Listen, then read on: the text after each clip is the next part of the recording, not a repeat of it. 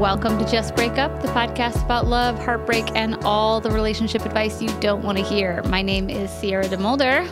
And I'm Sam Blackwell. And today we're going to answer a letter from somebody who is wondering, is it stability or is it settling?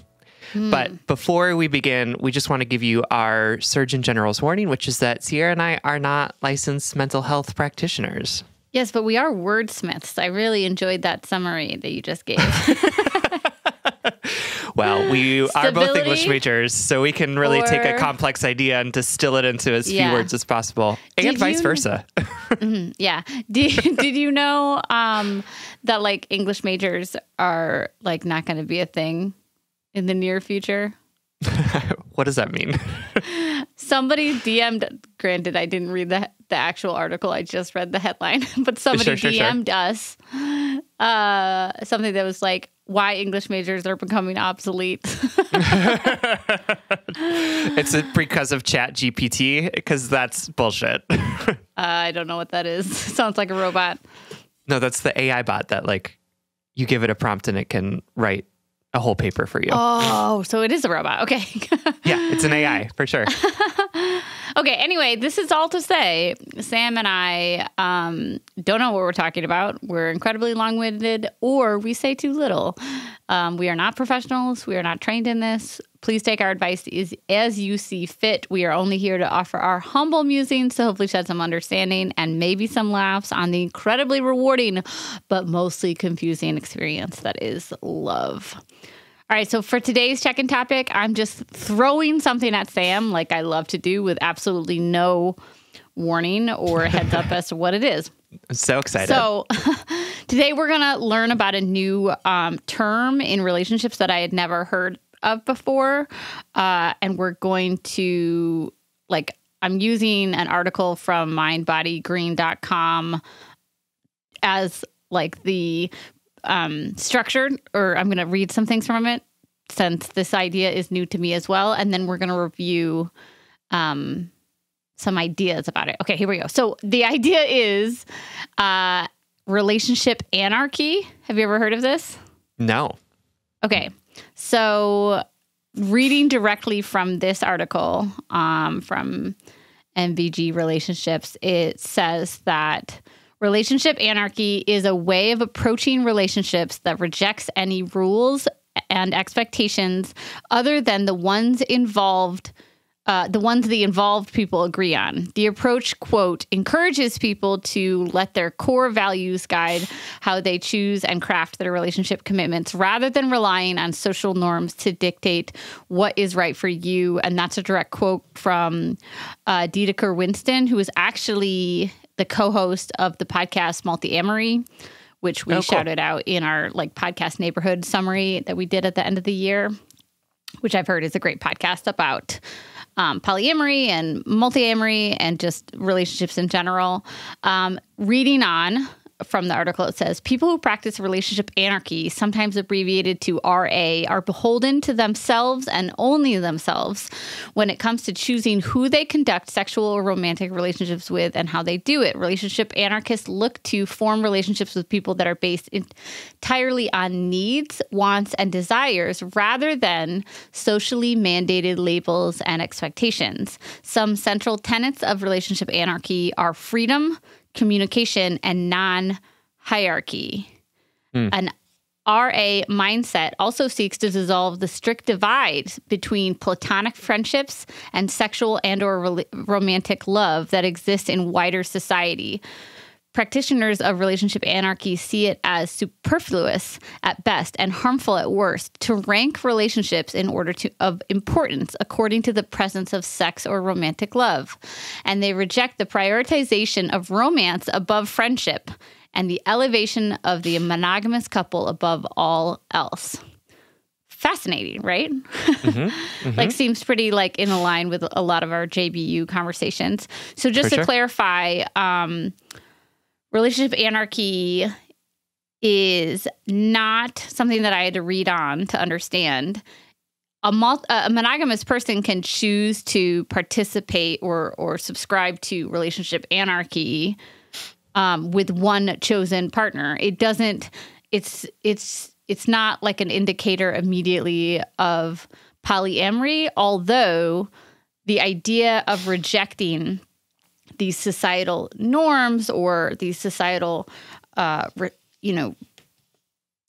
the things in our life that sort of guide us unknowingly, like heteronormativity or assumed monogamy, and things like that. Relationship anarchy tries to push against that, but you don't have to be polyamorous or in an open relationship to participate in it. It's the practice of sort of upholding true autonomy within your relationships and actively pushing against the systems that keep us within these societal restrictions or definitions, which I think is pretty cool. Any initial reactions so far? I subscribe wholeheartedly to the idea that the hierarchies that we've built around relationships are harmful, right? Yes. They are not helpful. They're only helpful for folks who are monogamously partnered in heterosexual, married, cisgendered relationships, right? Like, and I think they even harm them for sure because of the relationship escalator that we often talk about, where people feel like, well, I had to get married, or for sure. I am worthless if I don't have a romantic sexual partner, which I'm sure you were just getting to. Yeah, no, absolutely. And I don't subscribe to the idea that when we're in relationships, the only person we should be beholden to is ourselves, right? Mm-hmm. Like, I do think that there's an element of interdependence that exists in romantic, platonic, sexual relationships that also needs to be taken into account, right? Like, I don't like the structures that we've built to define those relationships and prioritize some over others. Yeah. But I also reject the idea that you can be in relationship with someone and only looking out for yourself. Like, that doesn't feel true to what I know of the world, which is that that's impossible because our actions have consequences that need consideration beyond just, is this what I want or is this not what I want? Interesting. I had to scroll back to make sure that it said beholden to themselves and only themselves, because in my mind I remembered it as to themselves and their partners, or Nope. So you're more of a relationship communist is what you're saying. It's I don't the idea of anarchy in relationships freaks me out, because anarchy implies that there's no rules whatsoever, right? Or you could make up your own rules. But I want there to be shared rules amongst the people who are in relationship with each other that are developed through communication and through intention. But the idea that you can just do whatever you want and nothing matters is also harmful, I think. So with it in spirit, and I'm also how is this practiced is my question. So I'm going to read a quote from this article that talks about a misconception about relationship anarchy. Again, this is a new concept to me, super new to Sam. And we're basing everything we know about it on one article, but I think you're bringing up some great... That Sierra's just giving me excerpts of. Yes, I think you're bringing up a great point. But so I'm gonna talk about a misconception, and then we're going to go through the relationship anarchy manifesto to see how we feel about them. Yeah. I know Sam's already manifestos have no bad connotations to them whatsoever. So the misconceptions are, this paragraph that I'm reading from quotes someone they referred to earlier in the article named Anna Dow, who is a therapist and founder of Vast Love, a coaching and counseling practice for people navigating non-monogamy. So a misconception is when people think of the word anarchy, they imagine a lawless and chaotic state of order. But, quote, and this is Dow's quote, contrary to common misconceptions, relationship anarchy is not a justification for people to do whatever they want in relationships without consideration of other people's feelings, needs, desires, boundaries. It's not a magic spell for reducing the amount of work that you put into your romantic relationships. It's more about, going off of the article now into my own very eloquent summaries. It's about the idea of, again, actively choosing to question, push against, subvert those societal and cultural voices that we listen to when we make these decisions. And I think it'll be a little bit more explained when we go over the manifesto things. Again, the word manifesto, you're totally right. Very intense. And I think this is all like, again, words, labels, titles, things like this. They just give us a structure to which we can reflect our lives and our choices back to other people. So honestly, that's my biggest criticism right now is like, it's right now in this point of my life, I think it's interesting how often we need labels like this to give us a sense of understanding over ourselves. I don't think this is bad by any means whatsoever. And I have longed for labels, and I've longed for community, and I've longed for something to point to be like, oh, this is me and this makes sense. And this is how I can align my choices. For sure.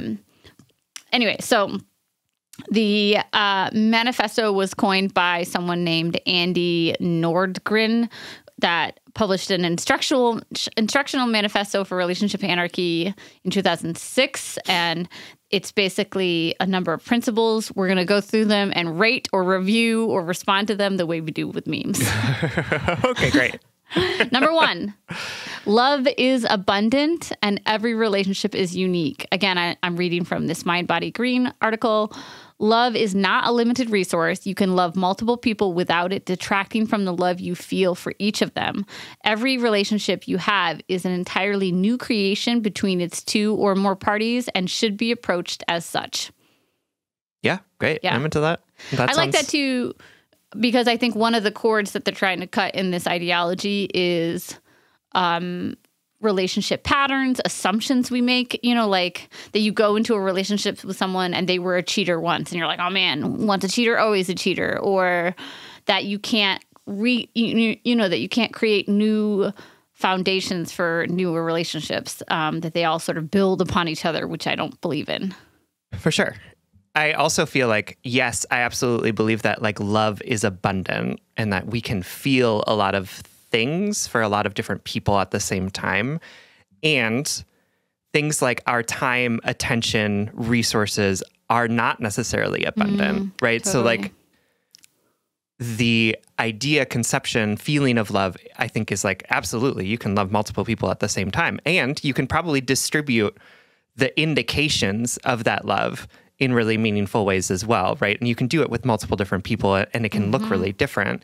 But I do think that there is something to be said that like, yes, of course, love is abundant and the amount of time, attention, support that we have is necessarily limited. Totally. And that we need to, and that part of being intentional about loving people well is being attentive to the amount of love, time, and attention that we're showing to them and giving to them. Yeah. And that it's one thing to say, I love you. And it's a different thing to say, I love you and I'm here to do the things that show that love for you. I really love that because we just like read a letter from somebody who was, was the other person in the relationship, basically. And it was very apparent that the love is real. But this was a non-consenting open relationship because it was an affair. For sure. And 2, the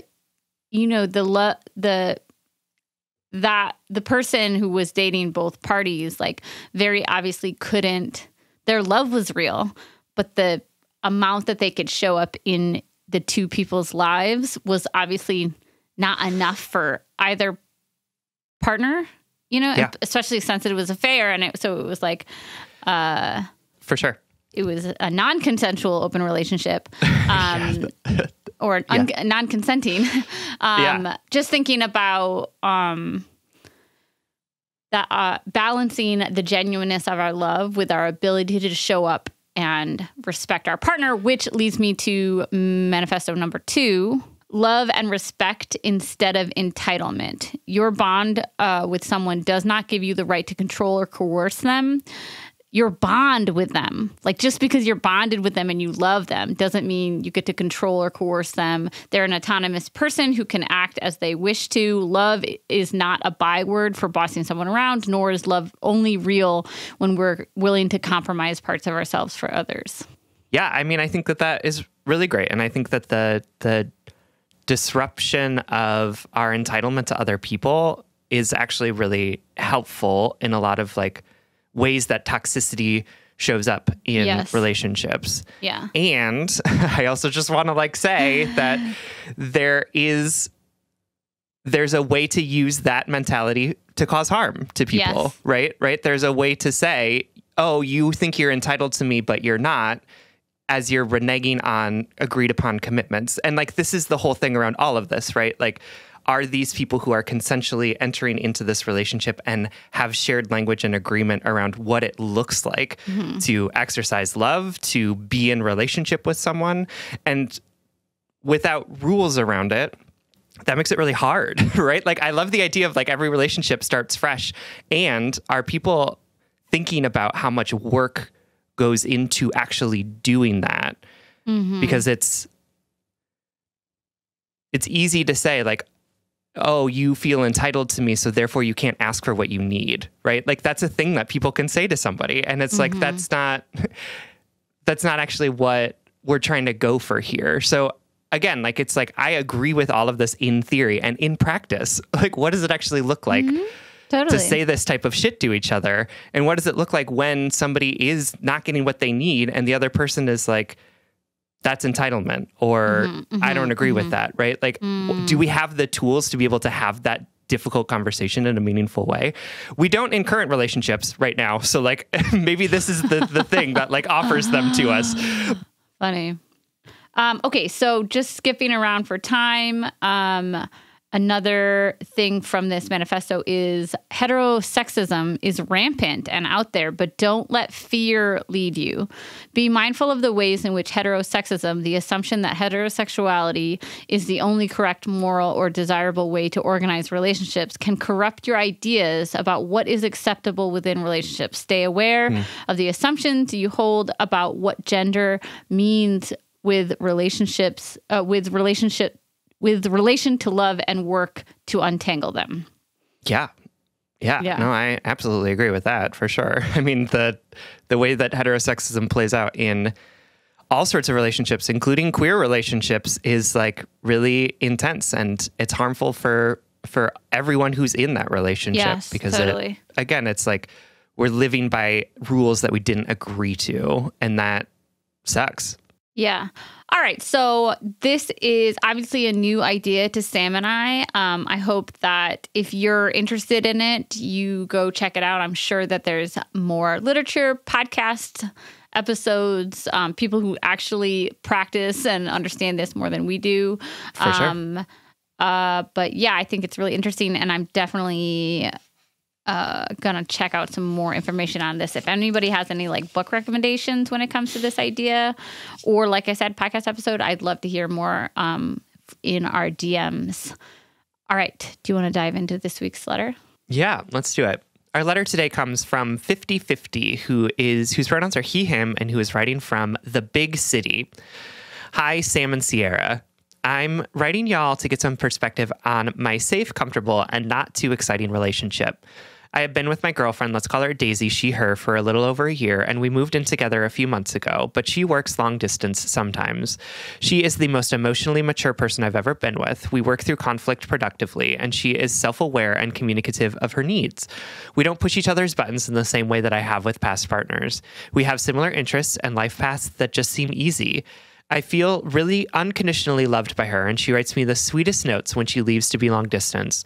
Lately, when she's been gone, I have really missed drinking coffee and being cozy with her. Aww. Here's the challenge. There isn't the spark or excitement in this relationship that I have felt in past relationships. She's a generally introverted person, and I lean that way too, although I love to feed off an extroverted friend's energy. We also moved to a new town and don't have many other friends here yet, so we spend a lot of time just me and her. Sometimes in this relationship, it feels like the lows are not very low, but the highs are not very high either. And is that okay? I feel pretty 50-50 right now if this relationship will work for me, but I can't tell if I'm just seeking a short-term lust and excitement that fades away in long-term relationship anyway, or if there really is a missing piece of compatibility that makes this not worth continuing. And for consistency, I would say our sex is good, but not great. To add a layer to this, I think I want a long-term partnership generally, but I came into this relationship about a year after the breakup of a 6-year relationship. And there's a part of me that just wants to be single, date, and have sex with new people. Being single isn't my default, but I think I might benefit from being my own person for a while and processing past relationships. Excited to hear some radical honesty from you two. Thank you. Thank you so much for writing 50/50 and for trusting us with this question. In the notes, Sam wrote, "This is a cute question." I love this question. Okay, so yeah, I hear where you're writing from, where you're coming from, where your heart is confused that you've got this good thing going, but it's not like electric. It doesn't make your butterflies aren't fluttering all the time. And the lows aren't low in such a way that makes it clear that you should break up, right? The highs aren't like that intoxicating high, and the lows aren't that intoxicating low. They can be intoxicating too. For sure. And you're wondering whether or not this is an indication of some sort of poor relationship health. So we have some advice for you, and I want to also get into the idea of what does it mean to be your own person in and out of a relationship. But first, we're going to have a quick break.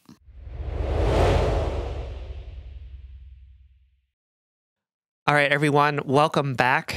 50/50, thank you so much for writing this letter. And I think that a lot of folks will relate to it. And I'm also really thinking about it having just come off of this conversation that we had about relationship anarchy and the ways in which our relationships that can be so good and healthy and productive in one way may feel really unfulfilling in another way, right? Where we might not be getting some of the things that we want out of it. And what are the ways that we can go about pursuing that? And also, what are the rules around our relationship that we either have implicitly or explicitly agreed to?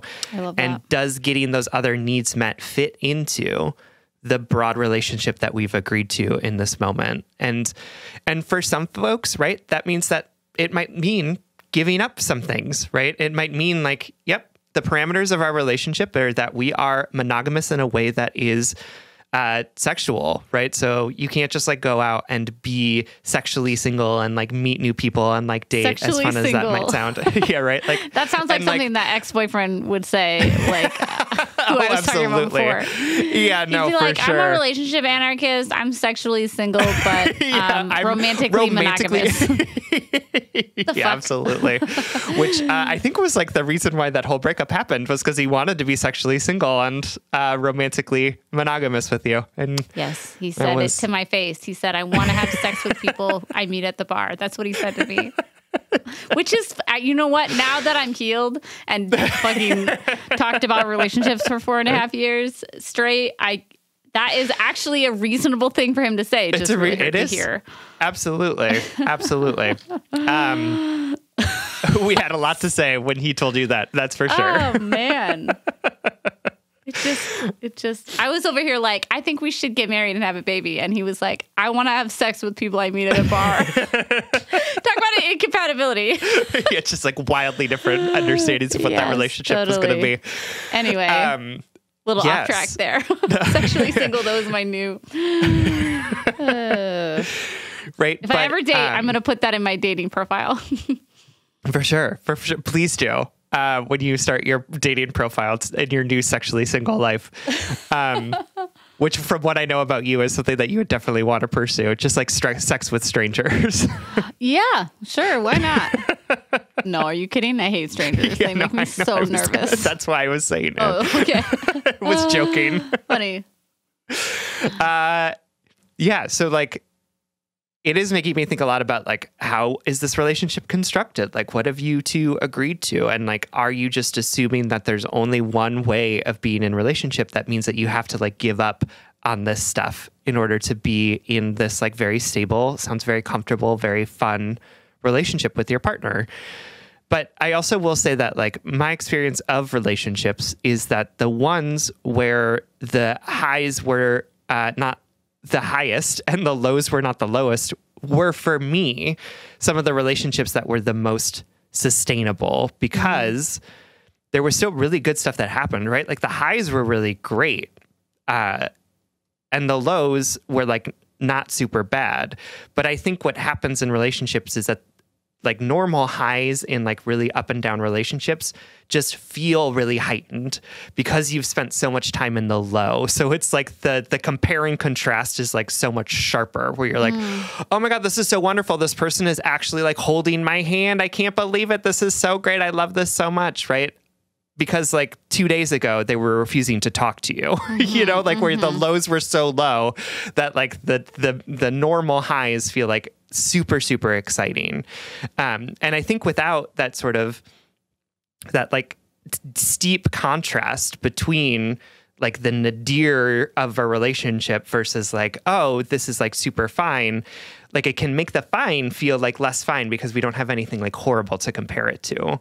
Yeah. So I just want to like say that out loud, that has been my experience of relationships. And I have had to remind myself of like, oh, this like craving that you have for like the real intensity isn't actually a sustainable place of energy for you, because you're not paying attention to the fact that like things are just good generally. So you're not like seeking out that high, because it's just like, no, this is like, we're talking, we're having fun, we're having sex, we're like, nobody's not talking to the other person. There's no slamming doors, right? Like it's just like sustainably good, if that makes sense.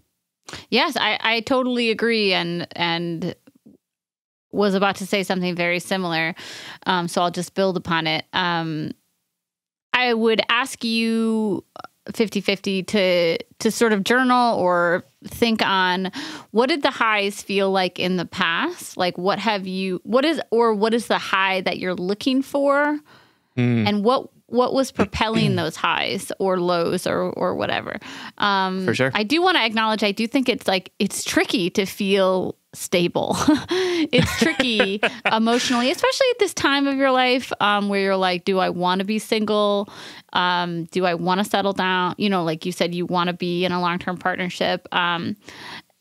It can be like, I think a little emotionally confusing when you feel like you are not 100% sure, and you're also not like, well, this isn't bad, so does that mean I'm settling? You know, does that mean I'm missing some cues or whatever? Like, I do want to acknowledge that is a very emotionally confusing place to be in. And also, I think I lean a little bit more towards Sam's understanding of like the relationships that were like the most stable and secure for me in my life were often the healthier ones, you know? They were the ones in which I wasn't being mistreated, or I wasn't mistreating the person. I felt like my needs were getting met, but like there were underlying needs that wanted to be like I wasn't getting the high and the low lows. So I was thinking that I wasn't safe, or I was thinking that I was undesired, or whatever. So I just want you to, like, if you can, journal or think on, well, what is the high that you're seeking? Do you want to be obsessed with your partner? Do you want to have more lust or desire for them? Do you want to be more sure that they want you? Do you want it to feel more in question? Like, is their emotional stability and maturity making you feel like you're not certain where they stand because there's no grand gesture of love? And once you kind of understand what you're seeking, what it is that you're seeking when you say there aren't high and low lows, then I want you to try to discern like the health of that thing that you're seeking. Are you seeking somebody who has these big admissions of love or desire that make you feel more secure? Is there a way that you could get that from this current partnership? Or is this actually a core incompatibility because you're just not that into them? Because that's okay too, you know? Well, and I think it's like an opportunity to maybe take a step off of the relationship escalator in this moment, right? And be like, you know, because so often in relationships, we're worried about like, what's going to happen in the future? You know, like if I have a limited amount of time to do all the right steps that I'm supposed to, then like, is this the right person to be doing that thing with? Limited amount right? of time. You're so right. Like that brings a sense of stress in that escalator that the relationship anarchy is trying to push against. It's like, oh, we've been dating for however long, and now we need to be talking about getting married, right? Like, and is this the person that I want to marry? Is this the person I want to live with for the rest of my life? Is this the person I want to have kids with, right? And it might be helpful to sort of take a step off of that mentality that so many of us are in, absolutely, because that's the story that we've been told about what is the right way to handle it, and say instead, like, what's happening for me right now? Yeah. And are there ways that we need to shift the relationship agreements to help me get more of what I need in this moment, knowing that we can change that eventually, right? We can change it if something needs to shift. But for this moment, am I getting what I need? And can we have a conversation about doing something different, whether that's we do more spontaneous things together, whether that is that we talk about what it would look like to have more sex or a different type of sex. Would it look like something like, oh, can we intentionally go on more dates together outside of the house? Or could we spend more time with friends because it's just the two of us? Could we take a trip to go back to the place where we came from so we can be with friends more often, right? Like, I think it can be helpful, instead of thinking about like, is this the right relationship for me?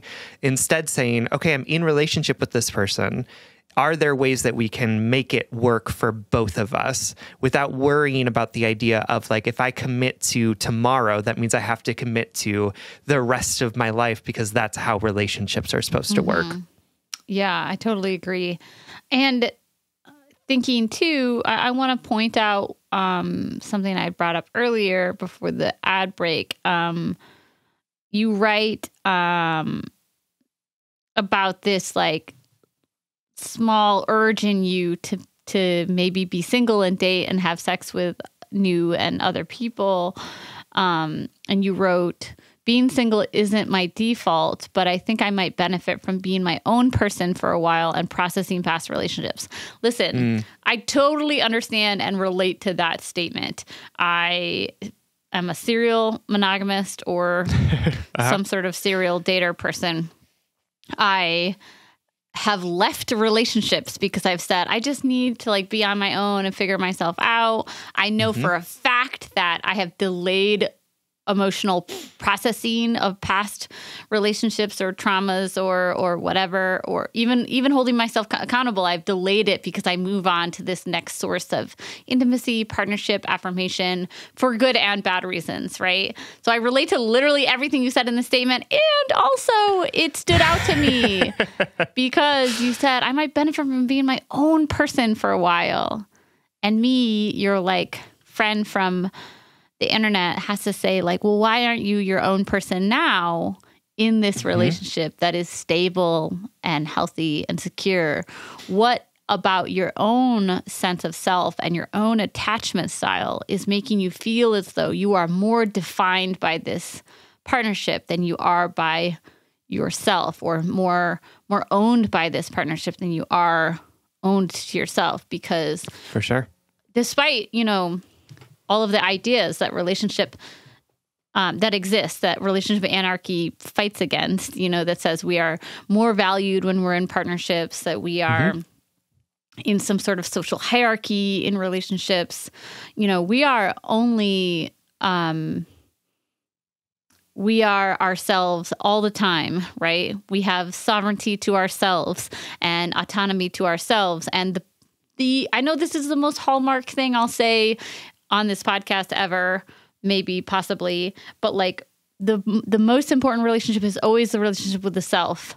And I know, especially as a fellow serial monogamist, how easy it is to fall into the pattern of nurturing the relationship or even just sustaining the relationship over taking care of yourself. But they can coexist at the same time.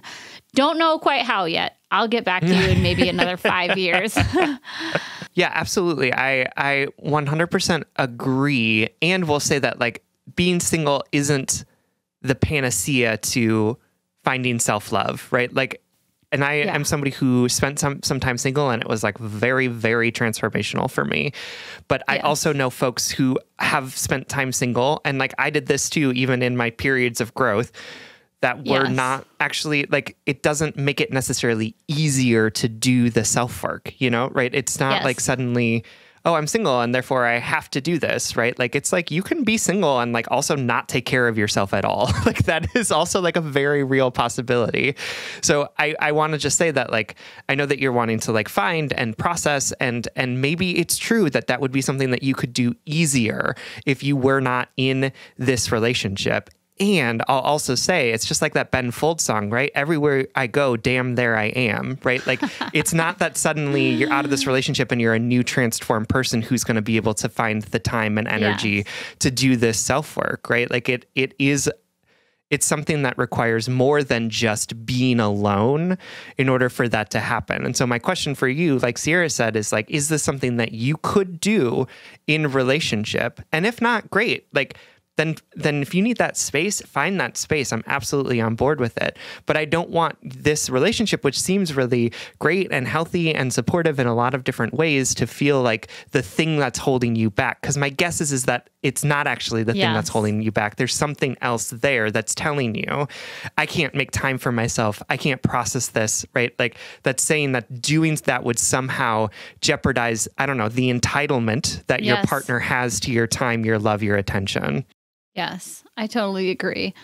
My darling, 50-50. We obviously cannot tell you if your relationship is meant to be or not. We can absolutely tell you it's okay that you don't have those intoxicating high highs and really devastating low lows. That life's, you know, most relationships sit in the middle, I think. I think it was a Patreon episode a couple weeks ago, or a letter in which somebody was talking about, like, I know long-term relationships aren't passionate. And I said that my long-term relationship isn't exciting, but I find passion in keeping the health of that relationship going, you know, in contributing to our shared vision. So are there ways 50-50 for you to recommit or examine what your needs are and see how you can meet them independently or in partnership with your person? We hope that this helps. Absolutely. Thank you so much for writing. We love you. We love you. All right, everyone. Thank you so much for listening. If you want more content from us, or if you're interested in ad-free episodes, you can support us on Patreon. If you support us on Patreon for as little as $5 a month, you'll get an additional bonus weekly episode. That's patreon.com/justbreakuppod. You can slide into our DMs, send us your favorite relationship memes or cult information. Or you can submit your questions about all matters of the heart at justbreakuppod.com, which is also where you can find our merchandise. Please remember to like, follow, subscribe, give us a 5-star rating and review. This literally keeps our mics on and helps us reach more brokenhearted souls who need two random strangers giving them relationship advice. Just Break Up is a production of Duvid Media, original music, recording, editing, producing, all magical things by our good friend Spencer Worth Davis. And make sure to check out his podcast and his music on Spotify under Big Cats. And remember, it's okay to just feel things out right now. It's okay to rest in the stability of the moment, to find peace in the quiet of your current situation, and use that peace to listen that much more closely or attentively to your inner stir. What is your soul telling you it needs right now? And if all else fails, just break up.